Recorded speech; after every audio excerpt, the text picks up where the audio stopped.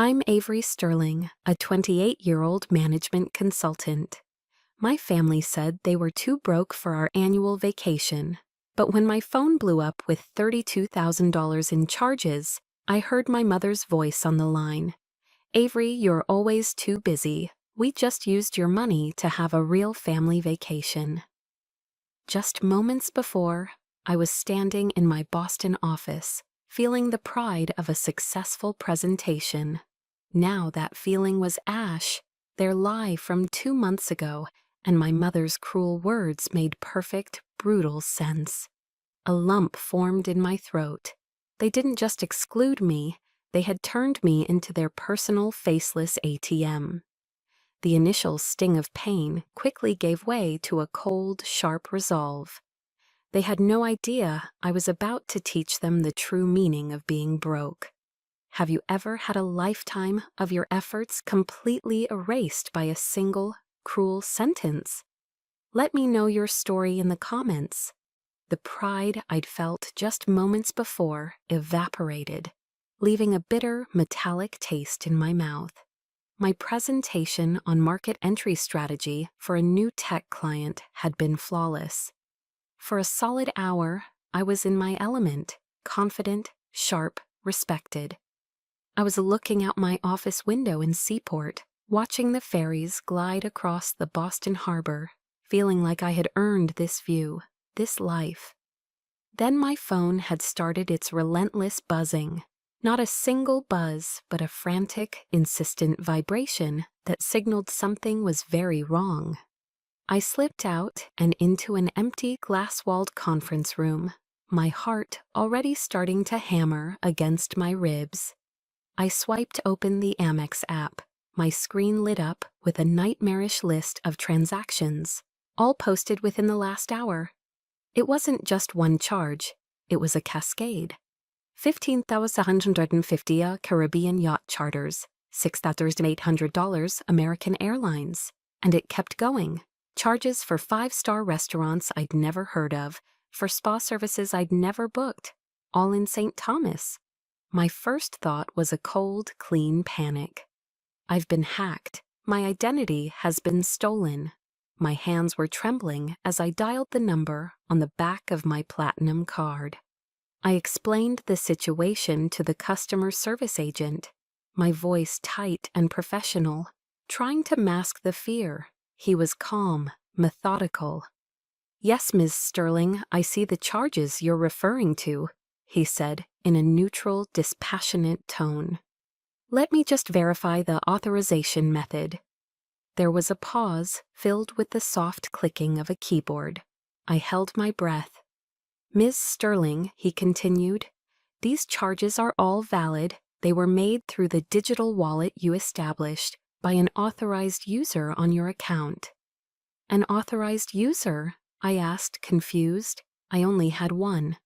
"Yes," the agent confirmed, "a Mr. Marcus Sterling." The name hit me with the force of a physical blow. The air rushed out of my lungs. It wasn't a stranger. It wasn't a hacker from across the world. It was my father. My mind refused to connect the dots. There had to be a mistake. I ended the call and immediately dialed my mother.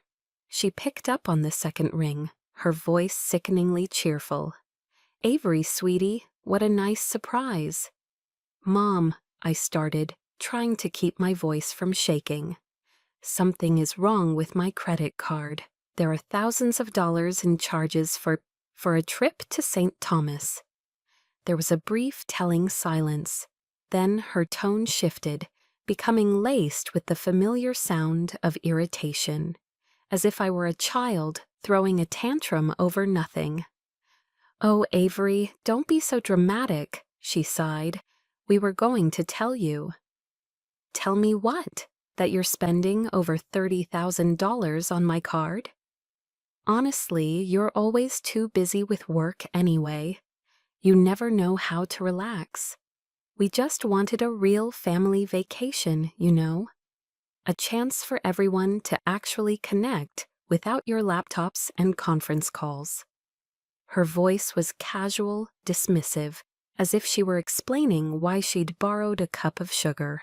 Then came the final, gut-wrenching twist of the knife. "Your money is for the family anyway, isn't it? That's what family is for." I hung up the phone without another word. The memory of the family Zoom call from 2 months ago flashed in my mind with blinding clarity. My father, his face a mask of false sincerity, announcing that the annual family trip to the Jersey Shore had to be canceled. "Times are tough," he had declared, a statement met with suspiciously quick agreement from my siblings Brianna, Peyton, and Caleb. I remembered offering, instantly and without hesitation, to cover all the costs. I remembered my father shutting me down. "Don't you worry about it," he'd said with that patriarchal air of his. "This is a man's responsibility." It was all a lie, a carefully constructed performance to push me aside while they helped themselves to the fruits of my labor. They saw me as an inconvenient outsider, but a very convenient wallet. A coldness spread through my chest, extinguishing the hot, searing pain.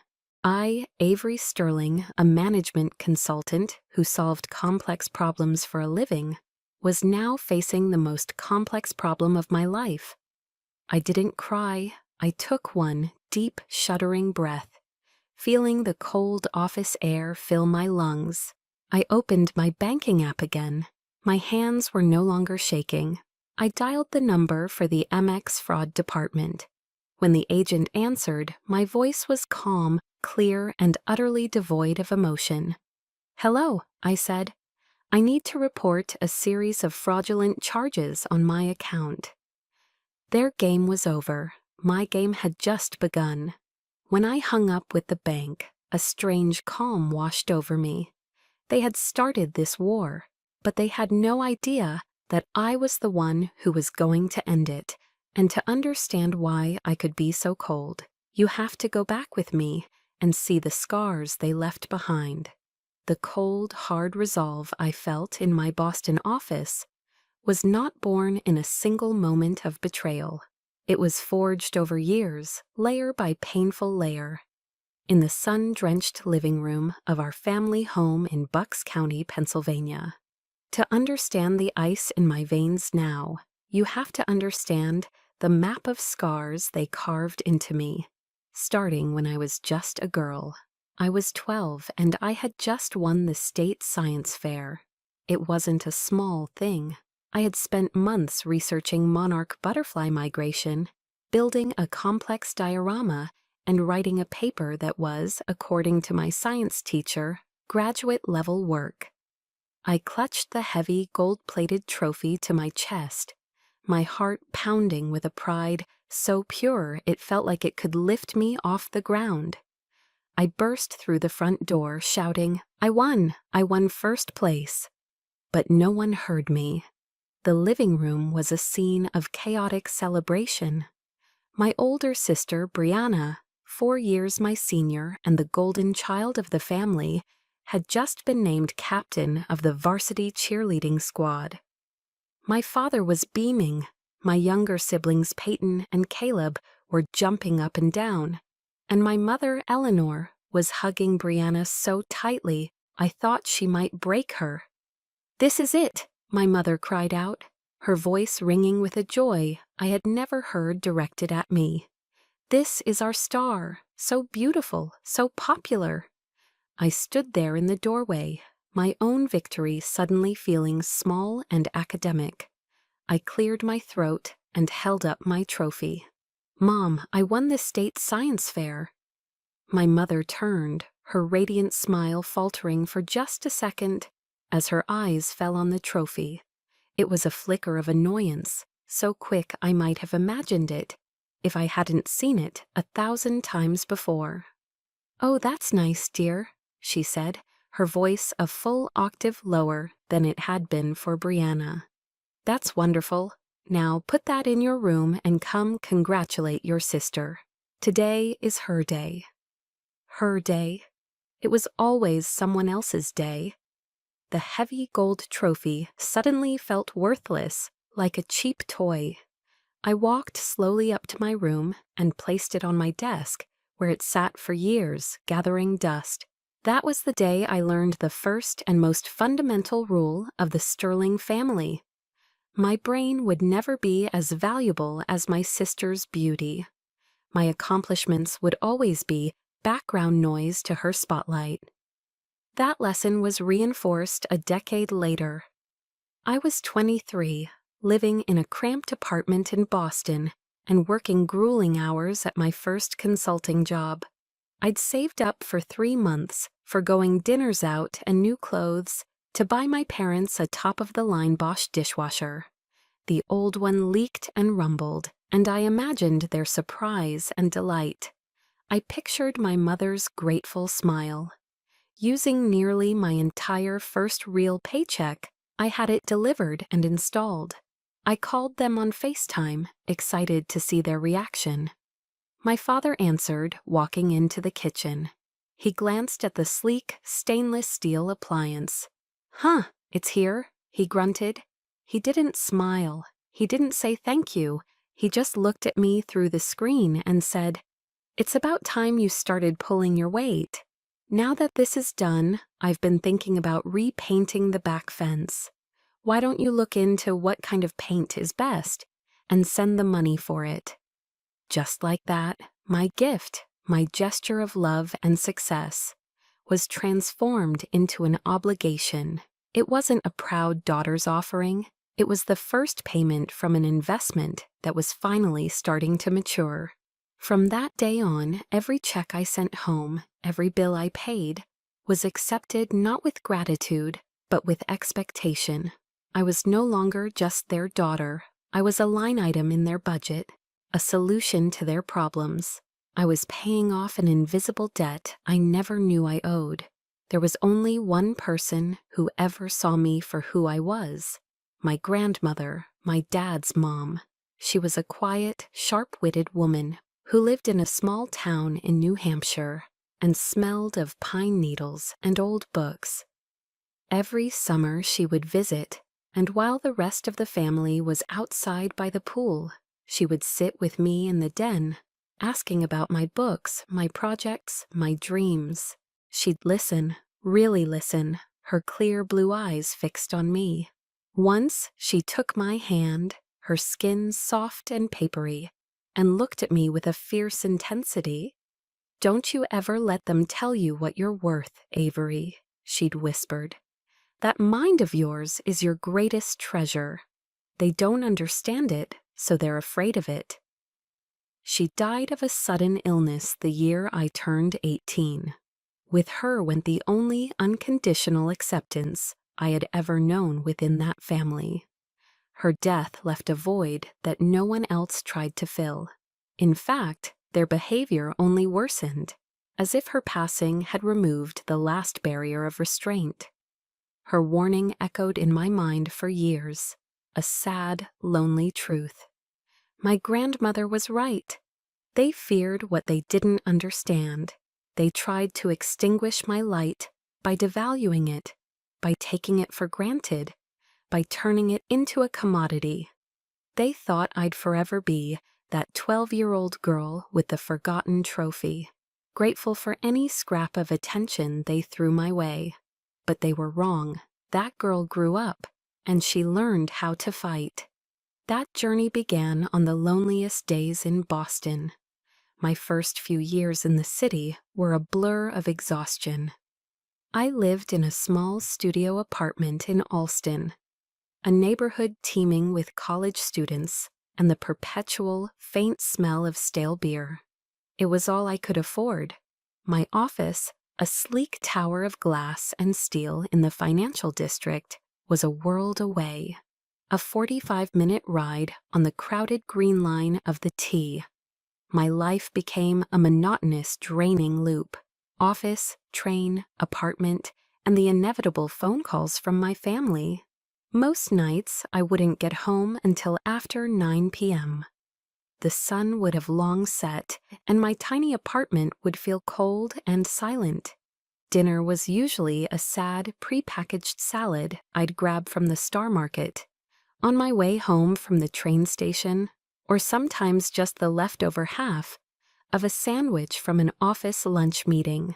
I didn't have the time or the energy to make friends. Weekends were for catching up on work, not for brunch or exploring the city. My life was stripped down to its bare essentials.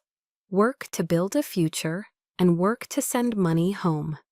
Every month, like clockwork, I'd sit at my small IKEA desk and do the painful math. After rent and student loans, I'd look at what was left and transfer a significant portion to the family repair fund my mother had established.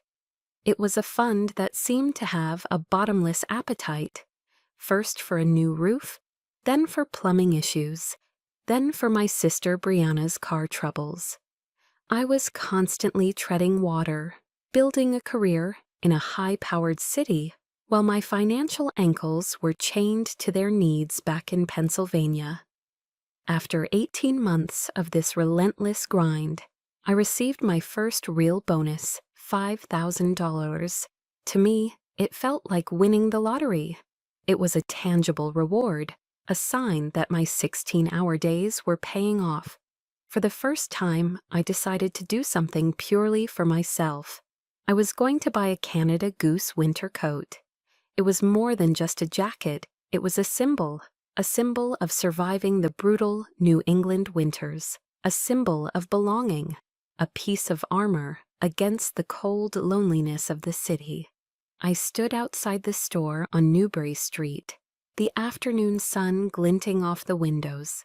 My credit card was in my hand, my heart thumping with a rare, selfish excitement. And then my phone rang. It was my mother, her voice pitched with manufactured panic. "Avery, thank God you answered. Caleb's car broke down. It's the transmission. He needs the money to fix it right away, or he won't be able to get to his classes." I knew for a fact that Caleb had just spent over $1,000 on a new gaming PC. I knew this emergency was a consequence of his own poor choices. But I was trapped. Saying no meant enduring a storm of guilt trips from my mother, a disappointed lecture from my father, and resentful silence from my siblings. It was easier to just give in. I sighed, the excitement draining out of me, leaving a familiar hollow ache. I turned my back on the store window, walked to the nearest ATM, and transferred $4,000 to my mother's account. That night, I walked home in the first snow of the season, my old, thin coat doing little to stop the wind. The cold I felt had nothing to do with the weather. 2 years into my job, my hard work paid off. I was promoted to senior consultant. It was a huge leap, a validation of every late night and sacrificed weekend. I was ecstatic. I called home during their Sunday dinner, my voice buzzing with the news. I could hear the clatter of forks and their laughter in the background. "I got promoted," I announced. There was a brief pause on the other end. Then my father's voice, flat and unimpressed, came through the line. "Is that so? Good. That means a bigger salary then. You should make sure you're maxing out your 401k contributions. Got to think about the future. No congratulations. No, we're so proud of you." Not a single question about how I was doing. My success was immediately distilled into its monetary value and my next financial obligation. In that instant, something inside me finally hardened. I realized I had been trying to draw warmth from a block of ice. It was a fool's errand. I had built the foundation of my career, but that castle was cold and empty. I was standing at my own summit, but I was completely alone. And then, on the grayest of days, a hand reached out, not to take, but to lift. And that hand did not belong to my family. Her name was Sarah Croft. She was a senior partner at the firm, a woman in her mid-50s with a formidable reputation, a sharp silver bob, and eyes that missed nothing. I had been terrified of her at first, but I started to notice her watching me. not in a critical way, but with a quiet, assessing curiosity. She saw me arriving before anyone else and leaving long after the cleaning crew had made their rounds. She saw me eating my sad little salads alone at my desk, my eyes glued to a spreadsheet. One Friday afternoon, her assistant summoned me to her corner office, the one with the panoramic view of the harbor. My stomach twisted into knots, my mind racing through every project I was on, searching for a mistake. She waved me to a plush armchair. "Avery," she began, her voice calm and direct. "What are your plans for the weekend?" The question caught me completely off guard. I fumbled for a professional-sounding lie. I have a few reports to finalize, Ms. Croft." A small, knowing smile touched her lips. "No," she said gently, but with an authority that left no room for argument. "Weekends are for living. You're coming to my house for dinner tomorrow night. Don't be late." It wasn't a request. It was a command wrapped in concern. That dinner changed everything. Her home was a beautiful brownstone in Beacon Hill, filled with books, art, and the warm, inviting smell of roasting chicken. Her husband, a kind-eyed professor, greeted me with a firm handshake. For the first time in years, I sat at a dinner table where no one talked about money or problems that needed fixing or who wasn't pulling their weight. Sarah didn't ask about work. She asked about the books I was reading. She asked about my hometown, my passions, the things that made my eyes light up. I found myself talking about things I hadn't voiced in years, ideas and dreams that I had long since buried. I felt interesting. I felt seen. As the holidays approached, I was steeling myself for another lonely Thanksgiving. I'd told my family I had to work, a lie to avoid the inevitable drama of their plans. When Sarah found out, she wouldn't hear of it. "Nonsense," she declared. "You're coming to our place. There's always room for one more." That Thanksgiving was the happiest family meal of my adult life. The house was filled with the laughter of Sarah's children and grandchildren. We ate roast turkey, creamy mashed potatoes, green bean casserole, and pumpkin pie. It was a classic, chaotic, beautiful American Thanksgiving. At one point, Sarah's husband refilled my wine glass with a rich Cabernet. He caught my eye and smiled. "Welcome to your Boston family, Avery," he said. The simple kindness in his words brought a lump to my throat. This was what it was supposed to feel like. This warmth, this easy acceptance. It was a world away from the transactional relationships I had always known. With Sarah as my mentor, I began to thrive. She taught me not just about corporate strategy, but about self-worth. "Your generosity is a gift, Avery," she told me one day, after I'd confided in her about a family issue. "Don't let people treat it like an obligation." The pinnacle of her support came during our quarterly town hall meeting. I had just led a project that landed a massive new client, a breakthrough for the firm. In front of the entire Boston office, from the junior analysts to the managing partners, Sarah took the microphone. "Before we move on," she said, her voice clear and powerful, "I want to take a moment to acknowledge someone. The success of this project is not just due to hard work. It is due to the exceptional intellect, strategic vision, and relentless resilience of Avery Sterling." She looked directly at me. "She is an invaluable asset to this firm, and we are lucky to have her." The room erupted in applause. And as I sat there, surrounded by the respect of my colleagues, I finally let myself cry. They weren't the hot, bitter tears of loneliness and frustration I was used to. They were tears of relief, tears of gratitude.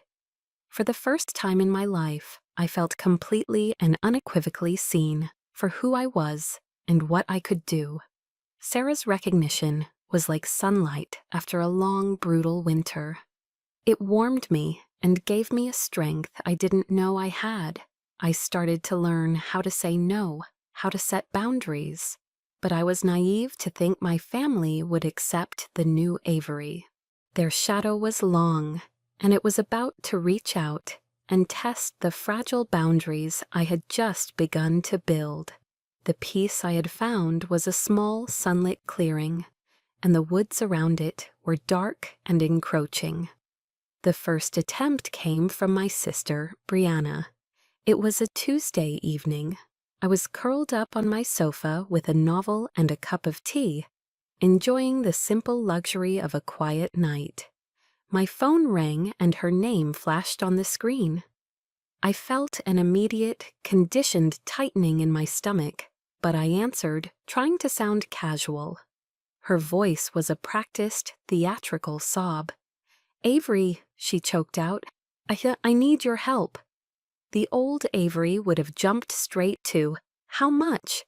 The new Avery, coached by Sarah and my own growing self-respect, took a breath. "What's wrong, Brianna?"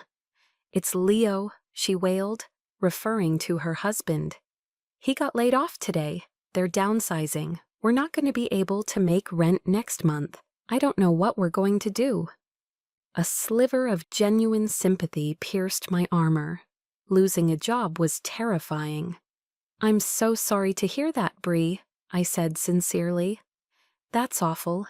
Look, I can help you update Leo's resume, and I have some contacts in his field. We can set up a budget, figure out where you can cut back for a few months." "Oh God, that sounds so complicated," she cut me off, her sobbing miraculously ceasing. Her voice shifted, becoming brisk and entitled. "Look, can you just send me $5,000? It'll get us through the next couple of months. You make so much money, Avery. It's easy for you. This is nothing to you." I was stunned into silence. It wasn't a plea for help. It was a demand for service. The casual cruelty of "it's easy for you" erased every 16-hour day, every lonely night, every sacrificed personal pleasure. "No, Brianna," I said, my voice firmer than I expected. "I can't just send you money. I can help you make a plan, but I'm not a blank check." The switch was instantaneous. The victim disappeared, replaced by the bully. "Unbelievable," she sneered, her voice dripping with the venom. "You make a little bit of money, and suddenly you think you're better than everyone. You're a selfish bitch, Avery." She hung up. A few days later, the second wave of the attack arrived, this time from my father. It came in the form of an email. The subject line read simply, "Family responsibility." My blood ran cold before I even opened it. It wasn't a letter. It was a corporate memo disguised as fatherly advice. "Avery," it began, with no preamble or pleasantries. "Your mother told me about Brianna's situation and your refusal to help. I am profoundly disappointed. You seem to have forgotten that your success was built on the sacrifices your mother and I made for you. We gave you the foundation to achieve what you have. Helping your siblings in their time of need is not a choice. It is your duty. It is an investment in the stability of this family. A family you seem to be turning your back on. I expect you to reconsider your selfish position and do the right thing." I felt a hot flush of rage creep up my neck. He had twisted my hard-earned success into a debt I owed them. He had weaponized his parental role to justify their entitlement. This wasn't about helping Brianna. This was about control. About reminding me of my place in their predetermined hierarchy. The provider, the one who pays but has no say. The final, most insidious assault came that weekend. It was my mother, her voice on the phone, a syrupy blend of fake concern and emotional blackmail. "Avery, honey," she began, her tone soft and conspiratorial. "I know your father and sister were a little harsh, They're just stressed. But you have to understand, sweetie. Brianna is a wreck. She feels like such a failure. You're our only hope, Avery. You're the one who made it. If you don't help, what will happen to this family?" I was silent, feeling the air thicken around me. "Don't let money tear our family apart, Avery," she whispered. And this was the killing blow. She was framing my boundary as the destructive force. My refusal to be used was the problem, not their insatiable greed. If the family fell apart, it would be my fault. The weight of her words was suffocating. It was a coordinated, three-pronged attack, designed to exploit my every weakness. My lingering sympathy for my sister, my deeply ingrained respect for my father's authority, and my desperate, lifelong yearning for my mother's approval. They were boxing me in, systematically trying to tear down the new walls I had so painstakingly built around my self-worth. I hung up the phone, my hand gripping it so tightly my knuckles turned white. The anger was no longer a hot flash. It was a cold, hard knot in the pit of my stomach. They would never stop. This would happen again and again in different forms, until I either gave in or broke completely. That evening, I opened my laptop.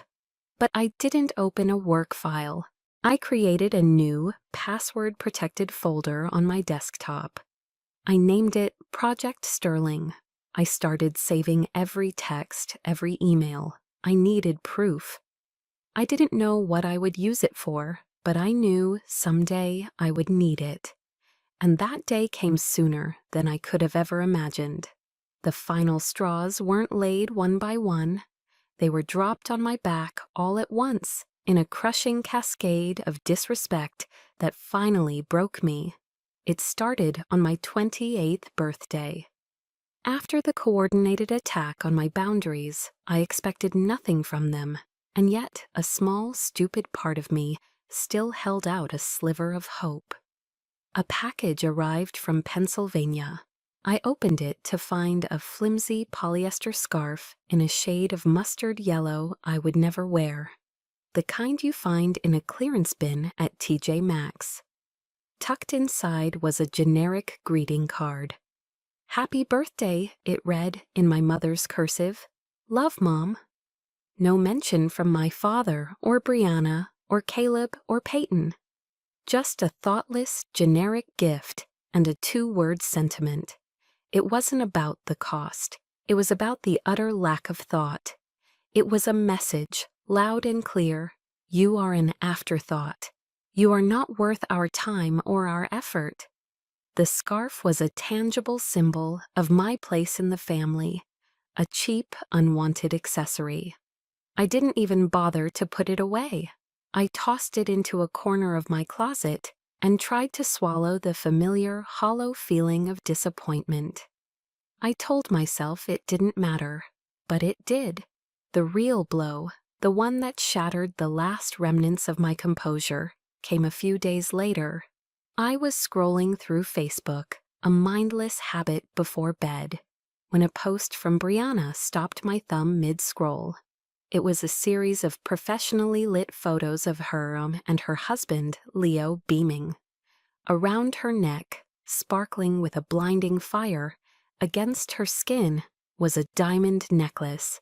It was a delicate, vintage piece with a unique, star-shaped clasp.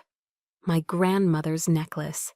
The caption read, "Feeling so blessed, an early anniversary gift from the best parents in the world. Love my family akthar min ayyi shay." The air left my lungs in a painful rush. I would know that necklace anywhere. It was the only piece of fine jewelry my grandmother had ever owned. It was the piece my mother had promised me when I turned 21. The piece she said would be mine because, in her own words, "You were the one Grandma truly connected with." It was a lie, all of it. They hadn't just used my money for their comfort and convenience. They had taken the one thing that symbolized the only pure, unconditional love I had ever received from that family and given it to the golden child, the one who already had everything. It was more than a betrayal, it was an erasure. It was a deliberate act to rewrite history, to nullify my connection to my grandmother, to permanently cement my status as the outsider who deserved nothing. They hadn't just stolen from me, they had stolen for her, using my own hard-earned money to fund their blatant favoritism. That's when the dam broke. The years of quiet resentment, of swallowed insults, of simmering anger erupted. It wasn't a hot, screaming rage. It was a terrifyingly cold fury, a sharp, crystalline certainty that settled deep in my bones. I stood up and began to pace the length of my beautiful apartment, the one overlooking the Boston Harbor, the one I had paid for with my own sweat and tears. All of this effort, all of this sacrifice, for what? To be treated with a level of contempt that was breathtaking in its scope. My eyes fell on the small, silver-framed photo of my grandmother on my bookshelf. Her kind, knowing eyes seemed to look right through me.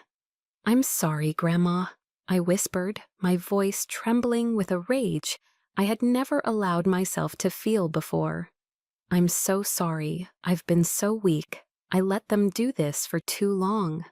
Have you ever had a line that was crossed that was so profound, so personal, that it changed everything in an instant? Tell me in the comments what that final straw was for you.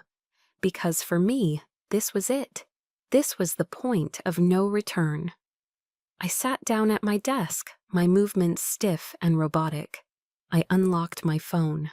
My mother's voice from that horrible phone call echoed in my head. "Your money is for the family anyway, isn't it?" A smile spread across my face, but it was a grim, mirthless thing. "Okay, Mom," I said to the empty room. "Family."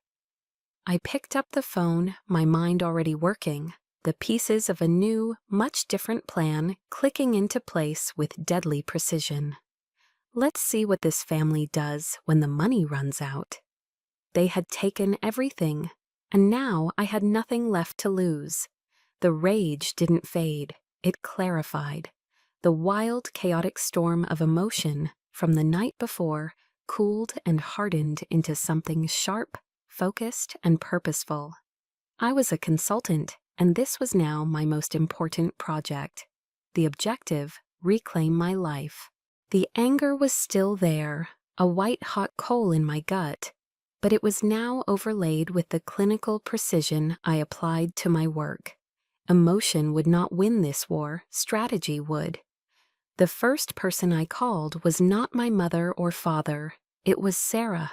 I sat in her quiet, elegant office the next morning, my voice steady as I laid out the entire story, from the years of financial drain to the final, unforgivable theft of my grandmother's necklace.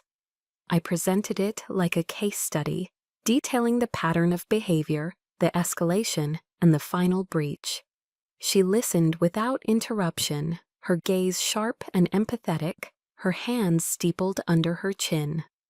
When I finished, she didn't offer platitudes or easy comfort. She offered validation, the kind a senior partner gives to a promising associate. "Avery," she said, her voice firm and clear, "you have been more than generous. You have been systematically exploited. It is long past time for you to protect yourself, both financially and emotionally. This is no longer a family dynamic. It's a hostile takeover of your resources. Do what you have to do. You have my full and unconditional support."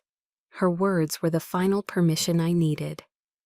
Leaving her office, I felt a weight lift. I wasn't being overly dramatic. I wasn't being selfish. I was being sane. My next call was to a highly recommended lawyer in downtown Boston, a man whose name was synonymous with contentious financial disputes. I spent an hour on the phone with him, methodically detailing the situation, referencing the folder of evidence I had started compiling. My voice was that of a client, briefing their counsel, detached and factual. He confirmed what I already suspected. Ms. Sterling, based on what you've told me, particularly the documented history of financial dependency and the recent large-scale, unauthorized use of your credit, you certainly have grounds for a civil suit alleging fraud and unjust enrichment. He paused, and I could hear him shuffling papers. However, litigation is a blunt, costly, and emotionally draining instrument. I have another suggestion, a more psychologically effective approach that might achieve your desired outcome with far less collateral damage to your own well-being. He laid out a strategy. It was clean, clinical, and devastatingly simple. It wasn't about courts or judges. It was about leveraging the one thing they never expected me to use against them, their own dependence. The plan required precision, patience, and a complete severance of emotion. It was perfect. That weekend, my apartment transformed from a home into a war room. I dove into my mission with the same intensity I would bring to a multi-million-dollar merger. I created a secure, encrypted file on my laptop and named it, with a grim sense of irony, Project Sterling. The work was meticulous and draining. I downloaded 5 years of credit card and bank statements, my eyes scanning line after line of my own financial history. I used a highlighter tool, color-coding the offenses. Red for direct cash transfers for fabricated emergencies. Yellow for shared expenses, where I paid 100%. Blue for suspicious purchases made on my cards. There it was in black and white.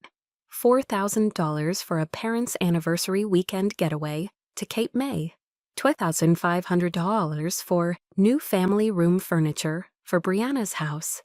A constant, draining stream of smaller Venmo requests from Caleb and Peyton for textbooks, car trouble, or concert tickets.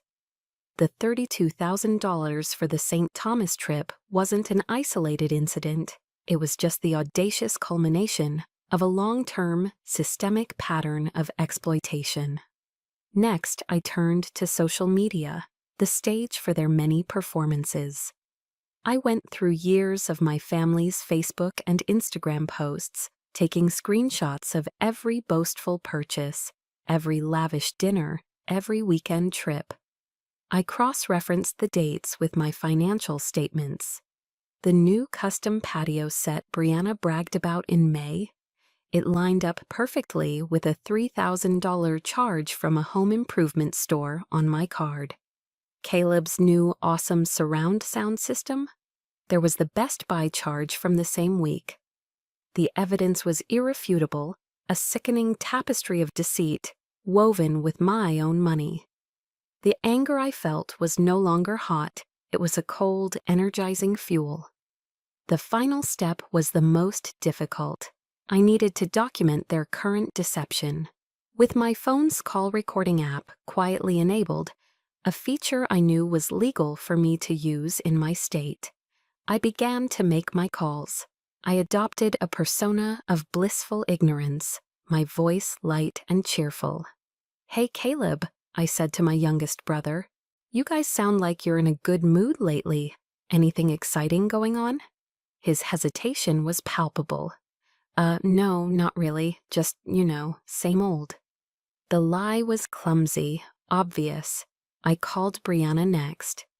"Hi, just calling to say hi. Are Mom and Dad planning anything fun for the summer?" "Oh, I don't think so," she stammered, the falsehood catching in her throat. "You know, Dad, all work and no play." Every stutter, every awkward pause, every transparent lie was captured and saved to the Project Sterling folder. I was no longer the naive, people-pleasing Avery. I was a consultant gathering data, building a case, preparing for a critical presentation. This methodical preparation gave me a profound sense of control, a feeling of power I hadn't realized I'd been starving for. I was no longer afraid of them. I was ready for them.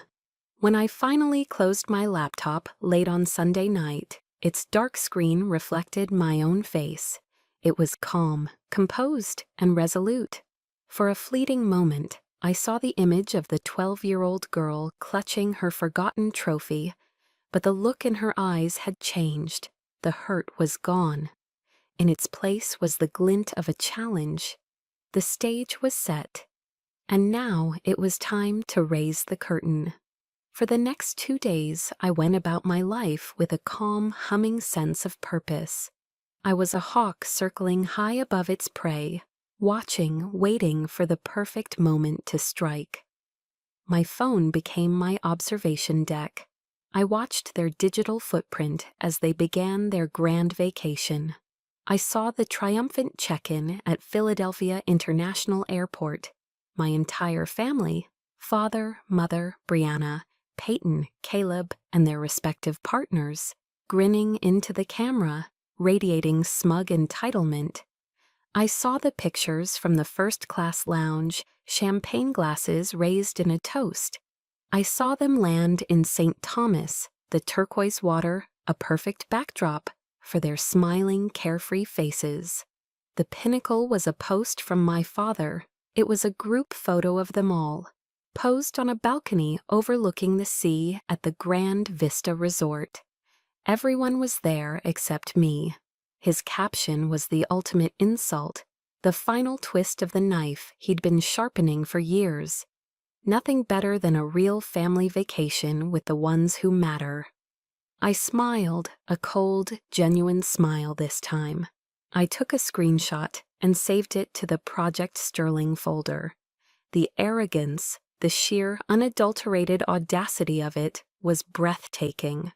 They were so confident in their power over me, so certain of my endless compliance, that they felt comfortable broadcasting their betrayal to the world. They were enjoying the final blissful moments of their self-imposed delusion. They had no idea the ground beneath their feet was about to crumble. My lawyer had been precise. The yacht charter company would place a final authorization hold on the credit card the evening before departure. The best time to report the fraud would be during their final, celebratory dinner on shore, ideally with the yacht company's representative present to finalize the itinerary. I had set an alarm on my phone for 7 p.m. Eastern Time. As the hour approached, I poured myself a generous glass of Cabernet Sauvignon. I sat in my favorite armchair by the window, the glittering lights of the Boston Harbor spread out before me like a carpet of diamonds. My apartment was silent, peaceful. I took a slow sip of wine. 7 p.m. I made the call. I reported my card stolen and all recent high-value transactions as fraudulent. The American Express agent was efficient and professional. The card was immediately frozen. All payments were suspended, pending investigation. The first domino had fallen. At 7:05 p.m., exactly as predicted, my phone erupted. It was a cacophony of incoming calls and a rapid-fire succession of texts. A call from my dad, a call from my mom, a call from Brianna. I let them all go to voicemail. I watched the screen as text messages flooded in. Brianna, Avery, call me. The restaurant just declined Mom's card. Caleb, WTF is wrong with your card? Mom, Avery, call your father immediately. This is embarrassing.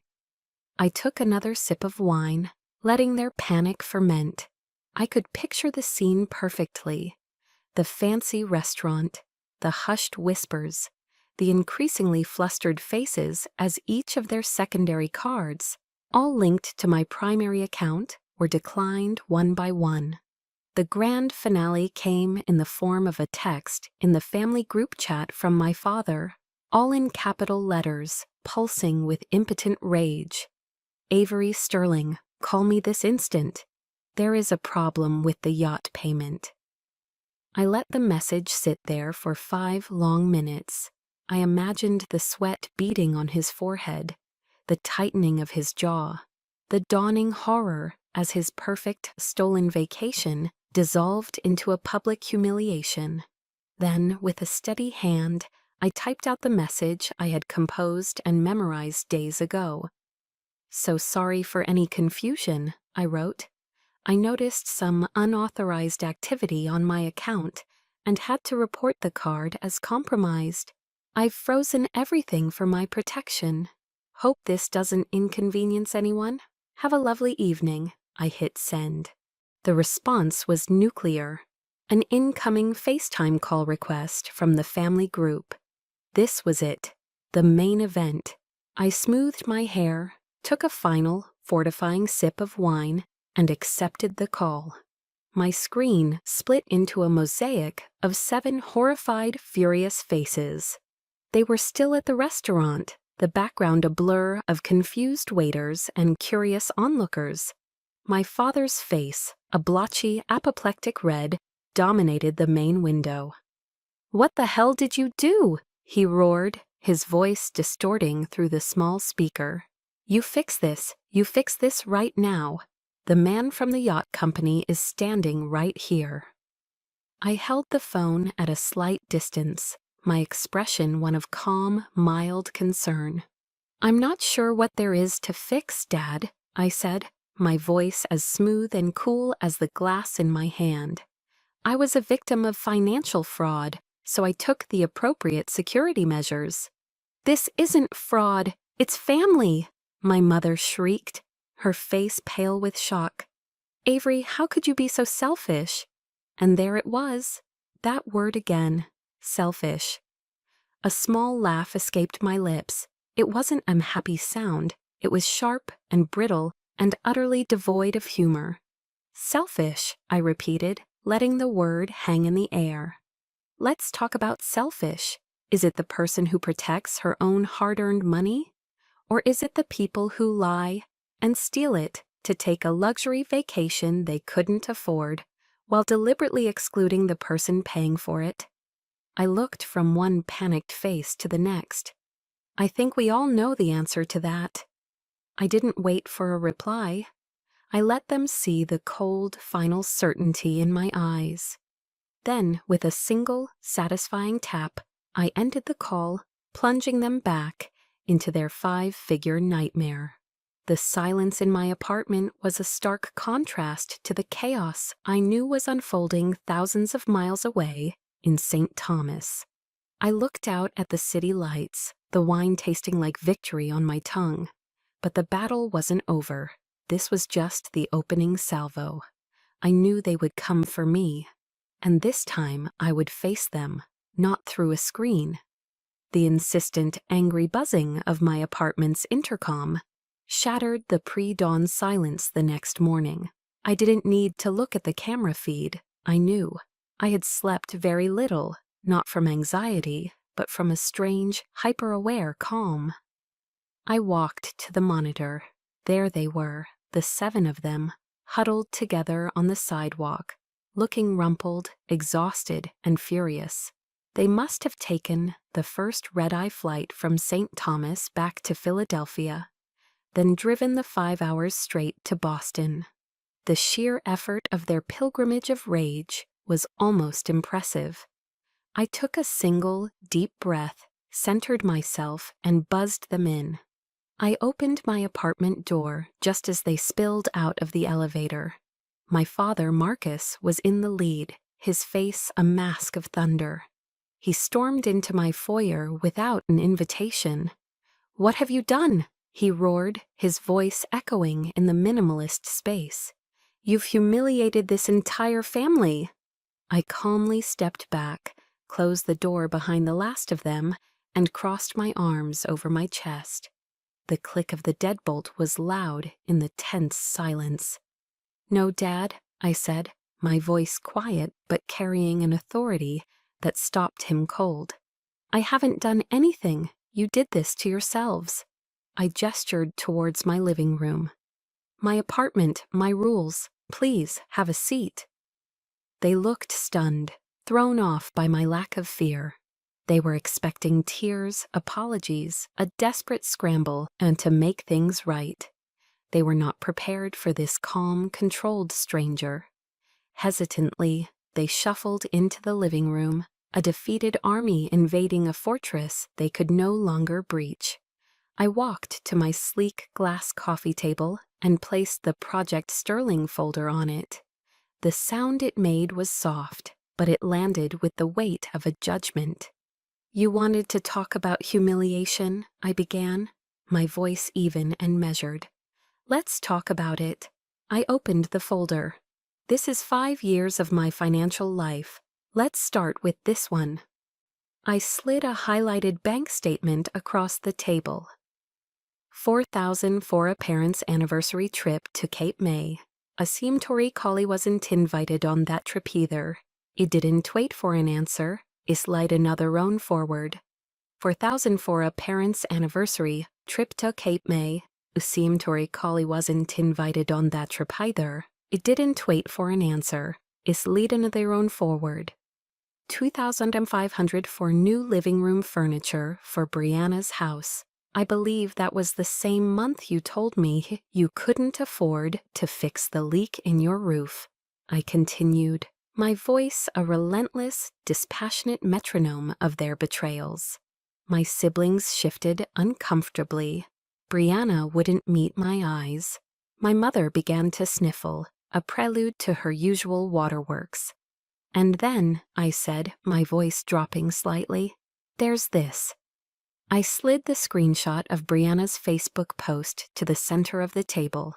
The diamond necklace sparkled on the glossy paper, a beacon of their treachery. "This is my grandmother's necklace. The humiliation, Mom, isn't a canceled vacation. The humiliation is having to discover through social media that you gave away the one thing you ever promised me. The humiliation is realizing that your own family would steal from you, not just your money, but your history, your memories." My mother burst into full-blown tears. "We didn't mean it like that, Avery," she sobbed. "It wasn't supposed to." "You didn't mean it?" I cut her off, my voice like ice. The time for her tears was over. "Or did you just not think you would ever get caught?" The room fell silent, except for my mother's pathetic whimpers. My father, who had been sitting rigid with fury, finally seemed to deflate. He stared at the mountain of evidence on the table, the undeniable proof of their long-term campaign of deceit. He looked up at me, and for the first time I saw something other than anger or entitlement in his eyes. It was a bitter, resentful shame. "All right," he finally muttered, the word tasting like poison in his mouth. "All right, we were jealous of you, Avery. It was always so easy for you." A dry, humorless laugh escaped my lips. "Easy?" I shook my head, a sense of weary disbelief washing over me. "I worked 16-hour days while you were on getaways paid for by my credit card. I ate instant noodles in a tiny apartment so Caleb could have a new gaming PC. I sacrificed every personal want so you could have everything you needed and things you didn't need. None of this," I said, gesturing around my apartment, "was easy." I stood up. The meeting was over. From this moment on, all financial ties are severed. The joint digital wallet has been permanently closed. The credit cards have been canceled. I am no longer your bank. My voice was quiet, but absolute. I am no longer your solution. I am no longer your problem. I walked to the door and opened it. "Now I need you all to leave my home." They stared at me, dumbfounded, as if they couldn't process the finality of it. Slowly, one by one, they got up and filed out. A silent procession of ghosts. I didn't watch them go. I just kept my eyes on the open doorway. When the last one had passed, I closed the door, the heavy thud echoing the end of an era. Leaning against it, I didn't feel the triumphant glee I had expected. There was no joy. There was only a vast, hollow, and profound sense of relief.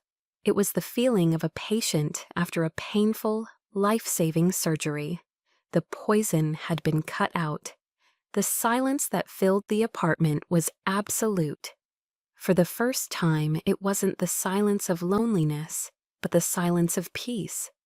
But peace doesn't mean the absence of scars. The wound was still there, and I knew the journey to healing was only just beginning. The 6 months that followed were not about victory or vengeance. They were about the quiet, difficult work of rebuilding. I started seeing a therapist, a kind woman with a calm voice, and an office overlooking Newbury Street.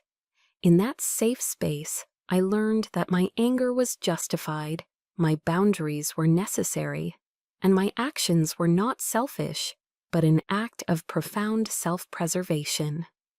The hardest part wasn't forgiving them, it was forgiving myself for allowing their toxic dynamic to define my worth for so long. Slowly, I began to rediscover the person I was before I became the family ATM.